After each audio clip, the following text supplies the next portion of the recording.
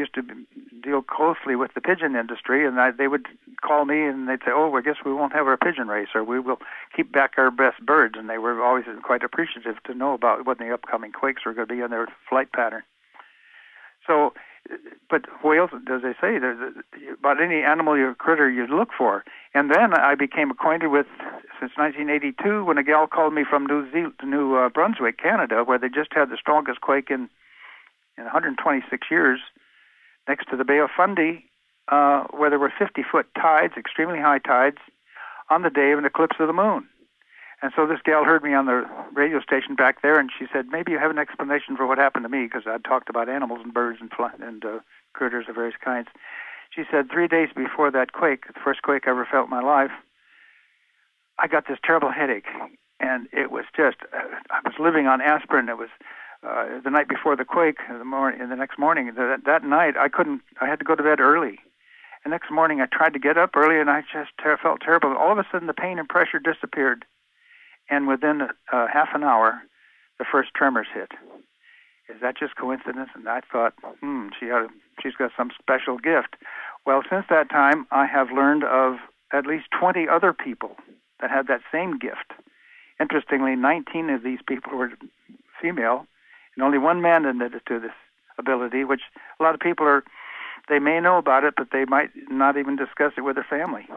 But it's important to get that information out because that's how we all can learn. But, Jim, we all have magnetite in us too, right? Yes, and guess where it is? The pineal gland? Pineal gland. It's in the middle of the forehead, right where the Indian ladies paint that red spot. We have had a sense of direction, but most of us modern people have lost that ability or the understanding of it. But some people just have this particular closeness to the pineal gland that it can give pain. But in each case that I've been aware of, there's usually 2 or 3 days in advance of the quake. They get the terrible headache and the pain, pressure in the brain, and just within an hour of the quake itself, the pain and pressure disappear. Can you explain one part of this, though? I'm sorry to interrupt you because I really want to let you go completely to town with this. But when people are experiencing these symptoms before the quakes happen, is it that there's a change in the magnetic field? What happens that's producing this feeling in us or these signs? Well, part of it is almost invariably it's a quake that the people themselves feel. So they're not getting headaches because of a quake in Japan here. There may be somebody that says, yes, they do too, but I haven't seen that for sure. But we do know that prior to quakes, there's great stress in the Earth's crust. And the most very common accessory mineral in almost every kind of rock is magnetite. And so if you put pressure on the magnetite in the laboratory, it causes a little change in the magnetic field. And this may go over, 1,000 square miles in the large earthquakes. So you may have heard of earthquake lights, and they are real. What are they?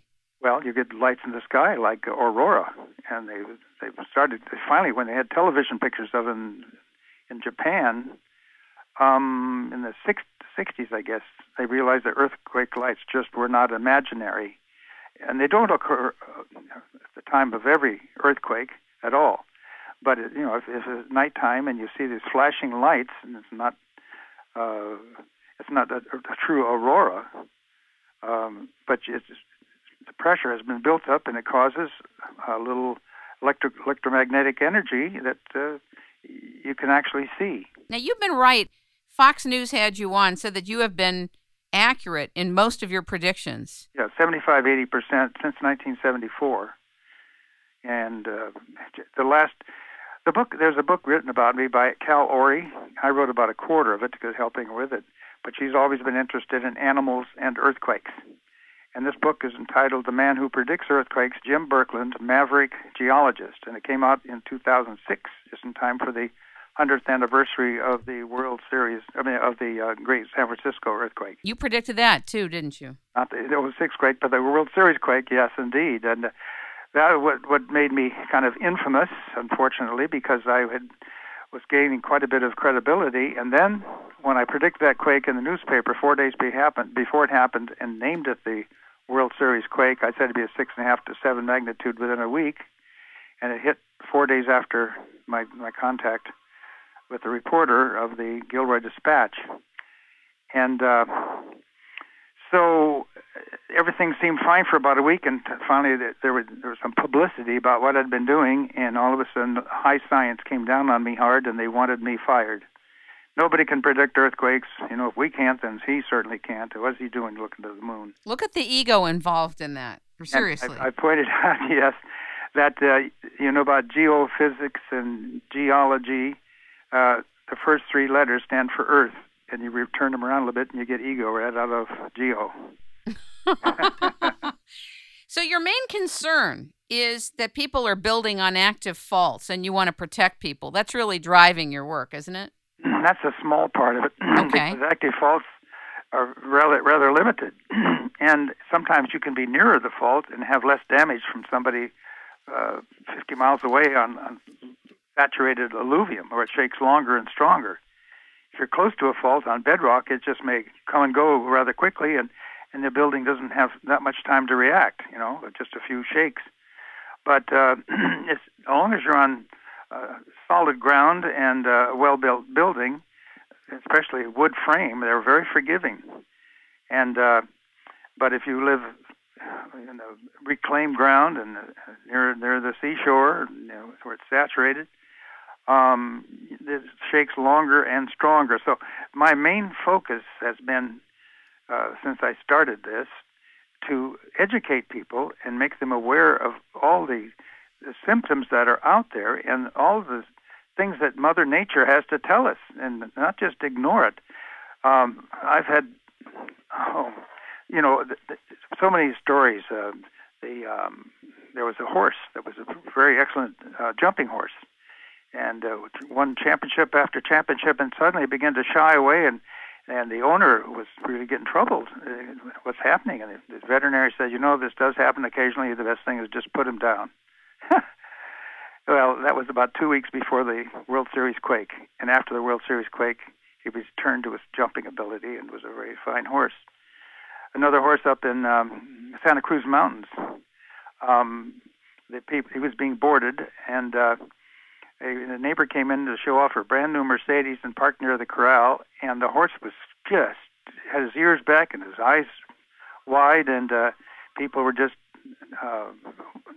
the very biggest concern is their new Mercedes was getting covered with dust, and the horse they said he wasn't just whinnying, he was shrieking, and then the quake happened, and the parts of the corral collapsed, and it was really pretty revealing that this horse knew what was happening within the next half hour. Is this in the realm of astrophysics, how you know what you know with regard to the moon's magnetic emanations and the Earth's? No, very few astrophysicists would admit it. I'm a geologist. Right, I know that. And I was raised in the country and willing to accept that there are some things not in the printed book. In fact, a number of things I had to unlearn from my education, and just wish I had another chance to some of my students to alert them to what's really factual and not just in a printed word or what my professor said when I was being trained.